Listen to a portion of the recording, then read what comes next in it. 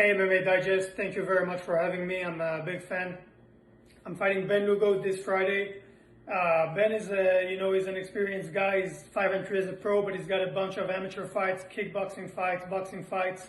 I'm 4-0 myself as a pro, so he's got double the fights, but I don't think it's gonna be a big factor.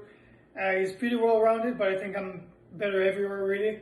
I'm a better striker, better grappler, and I think I'm gonna push the pace in this fight and put on a show for everyone. I haven't fought in over a year and I'm very eager to fight, very eager to prove myself. The fight is going to be aired on UFC Fight Pass at 6 p.m. Pacific and 9 p.m. Eastern. Check it out. To be honest, I don't think I'm the best fighter to come out of Israel yet. I think we got to show respect to those who came before us. We have Noad Lahat, who's still fighting right now.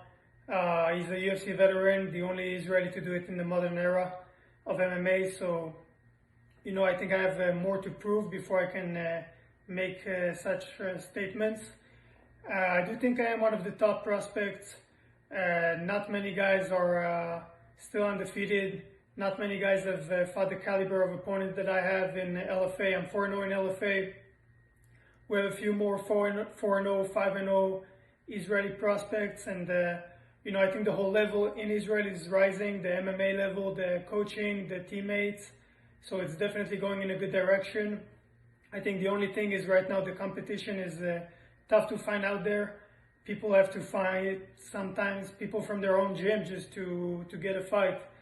So I think the level of competition I met here in the US has been different since my amateur days. Some of the amateur guys on the regional shows here are better than some pro fighters internationally. So again, I think the competition I met has been the toughest, but I still have a lot more to prove. What I'd like to say, it's less to MMA viewers, more to people who maybe aspire to be fighters, is just go for it.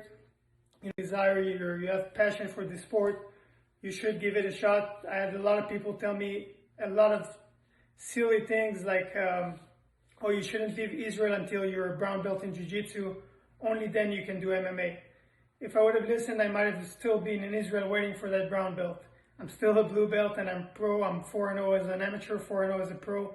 So I think all these thoughts, I was thinking to myself, oh, I gotta be the best in the gym before I can leave the country. It's not true. Sometimes there's a guy in the gym that you're not gonna beat anytime soon.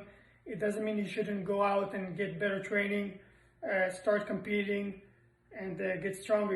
Coming from a karate background, I really didn't want to compete in karate. There is full contact and point fighting and all that, but I felt it wasn't real enough.